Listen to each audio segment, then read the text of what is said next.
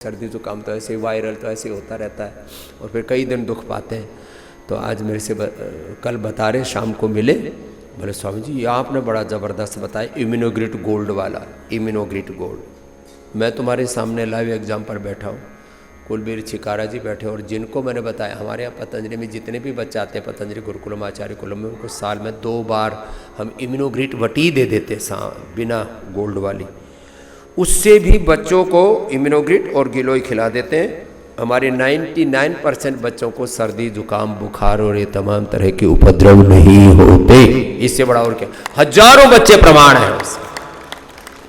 सर्दियों में बच्चों को बालप्राश, बड़ों को च्यवनप्राश भी दे देते। पिछली बार हमने प्रयोग किया,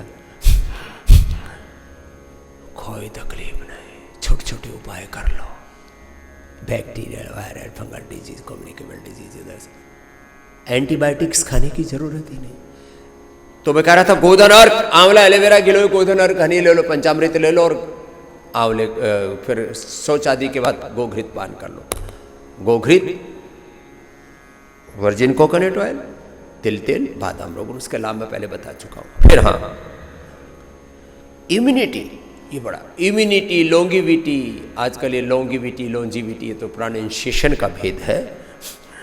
तो लॉन्जिविटी के लिए, इम्यूनिटी के लिए, एंटी एजिंग के लिए, बल के लिए, ताकत के लिए, पावर के लिए, स्ट्रेंथ के लिए क्या क्या आड़ कबाड़ खाते हो। एक तो इम्यूनोग्रिट गोल्ड, और अब सर्दी आ रही है, सर्दी भी नहीं लगेगी, स्वेटर पहनने की जरूरत ही नहीं पड़ेगी। हम जैसे दिसंबर जनवरी में ऐसे ही मिलते हैं, ऐसे आपको भी सर्दी नहीं लगेगी। स्वर्ण शिलाजीत, कर्क्यूमिन गोल्ड।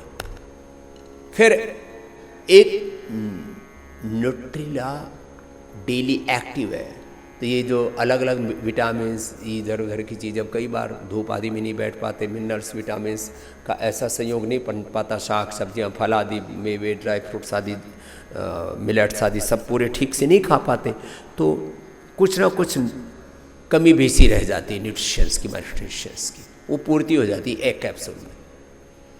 1 या 2 कैप्सूल एक ही खा लो, रोज़ खाते रहोगे, उससे पूर्ति होती रहेगी। फिर ज़्यादा होता है तो शरीर से फिर निकालना पड़ता है किडनी को।